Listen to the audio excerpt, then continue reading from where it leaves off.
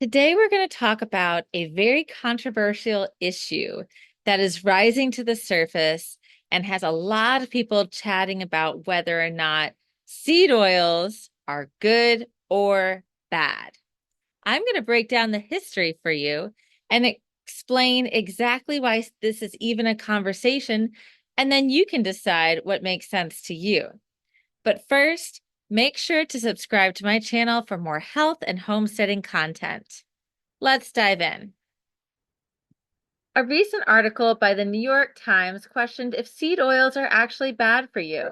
And I think this would be a really great opportunity to see what they have to say. Obviously, this topic has become largely discussed as Robert F. Kennedy Jr., the nephew of JFK, who has been a health and environmental activist his whole life, has brought it to the mainstream news that seed oils are a concern.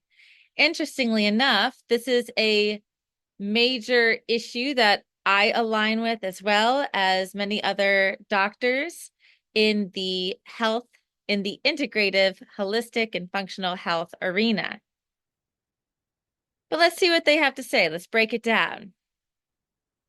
To many vocal detractors, they're referred to as the Hateful Eight: canola oil, corn oil, sunflower oil, and other refined oils made from seeds of certain plants have become lightning rods for wellness influencers, says in some politicians.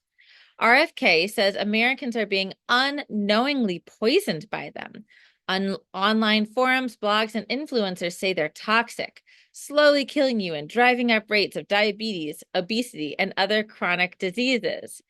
The claim that seed oils are ruining our health is especially rankling to nutrition scientists who see them as a big step forward from butter and fat.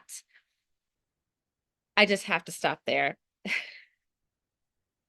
Immediately they're bringing in the scientists, right? They're bringing in the experts. No, it's more complicated than that, because there's quite a many experts out there that would tell you that seed oils, along with other forms of toxins, are the main drivers of cancer and autoimmune disorders. But let's just keep going.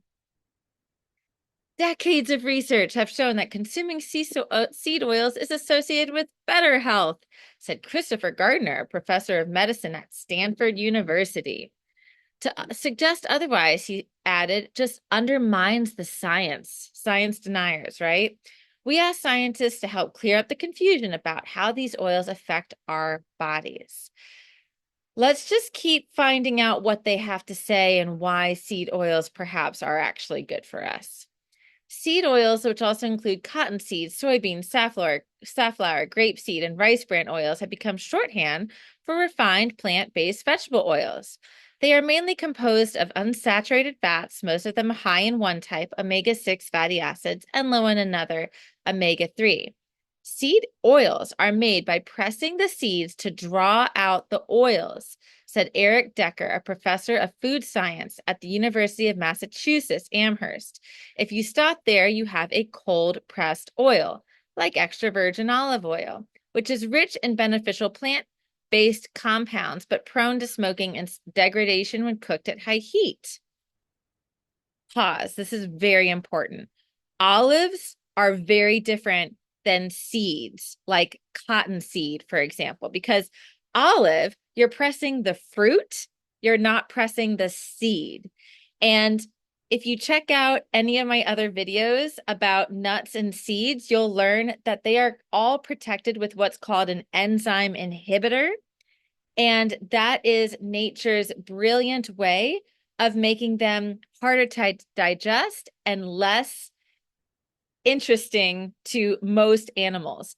Birds, squirrels, rabbits have evolved with the proper digestive systems, the proper pH and acid to break those enzyme inhibitors down, but not most animals like humans. So to compare olives with nuts and seeds is a very different thing. Let's continue. Manufacturers usually process the oils further with heat and solvents to help pull more oil from the seeds, Dr. Decker said. They also often remove certain components that contribute to rancidity, splattering, unpleasant flavors, or dark colors. These processes result in a neutral tasting oil that is relatively shelf stable and can be used at high heat without easily smoking. Guess what? When you put these seeds or these oils into a high heat centrifuge, that's exactly what it does, is it turns them rancid. So not only are you taking the enzyme inhibitors from the outer coatings of all these nuts and seeds, you are then processing them in a high heat centrifuge that then turns them rancid. But why is there controversy? Several concerns about seed oils have been simmering online, but none are born out of the research, experts say. Some detractors claim that their high levels of omega-6 fatty acids relative to omega-3 fatty acids may drive up chronic conditions by increasing inflammation in the body. This is based on an overly simplistic idea, said William Harris, a professor of basic biomedical sciences at the University of South Dakota. It's true, for example, that our bodies convert some omega-6 fatty acids into inflammatory compounds, but they change them into some anti-inflammatory ones as well. And researchers have found that people who consume more omega-6 generally do have higher markers of inflammation in their blood. Instead, they are healthier. I don't know what that means, they are healthier, but let's just keep going. In fact, a large body of research has shown that people who consume more omega-6 or who have higher levels of those fats in their blood have lower risk of cardiovascular disease, type 2 diabetes, cancer, and earlier death. Clinical trials have also consistently shown that when people replace some saturated fats from animal fats like butter or lard with seed or plant-based oils, their LDL or bad cholesterol levels and risk for cardiovascular disease decrease, said Alice H. Lichtenstein, a professor of nutrition science and policy at Tufts University. Opponents also claim that fatty acids and seed oils can easily degrade during refining, storage, or cooking, breaking into smaller molecules that can damage cells.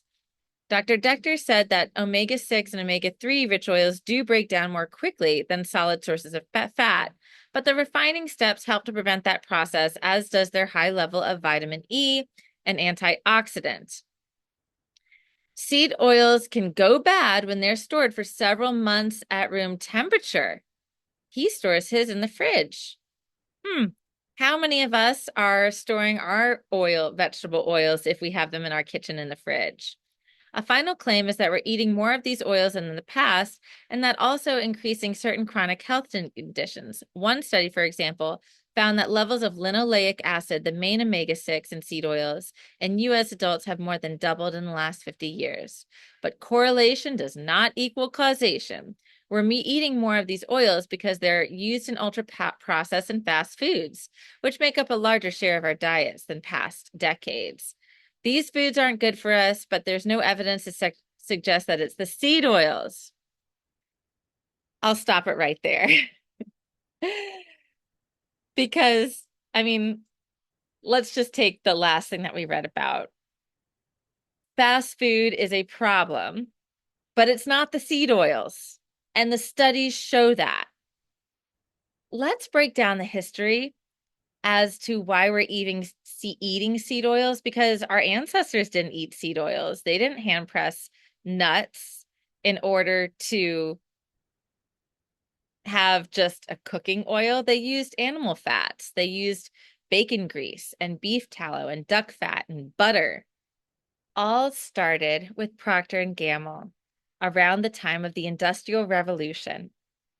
Prior to the Industrial Revolution, people were using candles to light their homes, and they were using candles made largely by Procter & Gamble that consisted of cottonseed oil. And then the Industrial Revolution came. Thomas Edison invented electricity, and light bulbs were carried out. And then people had a new source of lighting, and the business for Procter & Gamble was at risk for closing down. So they had to come up with another idea. They thought, well, cottonseed technically is a vegetable oil. It's edible. So let's just turn it into a cooking oil. And from there was created the product Crisco. Procter & Gamble launched the largest marketing campaign known at its time for promoting Crisco as a cleaner cooking oil than fat, butter, lard. And they spent millions of dollars to target young women that were in the homekeeping arena, as well as even the Orthodox Jewish community, for giving a kosher, safe alternative to mixing meats and dairy. And Crisco came out with the first globally distributed cookbook, and that reached the shelves and homes of millions of people. Well, after that happened, a lot of scientists and doctors still had their questions and concerns about switching from traditional animal fats to this vegetable oil that was seemingly processed. And so Procter & Gamble had another challenge that they had to conquer. This is when they set out to develop research and the data to prove that vegetable oil was healthier than animal fats. They recruited scientists like Ancel Keys, who spent his whole lifetime trying to prove that vegetable oils were healthier than animal fats. But the data was flawed because not only did they not exclude variables like animal fat from the control and the variable group, but they also gave animal fats to herbivores and vegetarians like rabbits, which absolutely caused cardiovascular disease. So their data was never clean and it was never clear. It was always skewed. However, Procter & Gamble then were the first donors to help organize the American Health Association and donated millions of dollars, which at that time, which was more money than any nonprofit had ever seen. And who did they put on the board? Scientists like Ancel Keys that they had previously hired. So we have the American Heart Association that was built upon a business plan. And that same organization is the organization that spearheaded the education and information to hospitals and colleges and medical programs. So you see the majority of conventional doctors that have been trained under the typical medical system that we see today have been trained, all tracing back to Procter & Gamble. This is why most conventional doctors believe that seed oils are okay. We as humans have evolved for 200,000 plus years on traditional animal fats. And it's no wonder, amongst all the other toxins that are out there, that we're struggling to be able to digest these processed seed oils without it having an effect on our bodies. I'd love to know what you think about this. Are seed oils actually healthy? Or does it make sense that we should be eating animal fats like our ancestors? Let me know in the comments. Thank you so much for watching this video. And if you enjoyed it, please like it and subscribe to my channel for more health and homesteading content.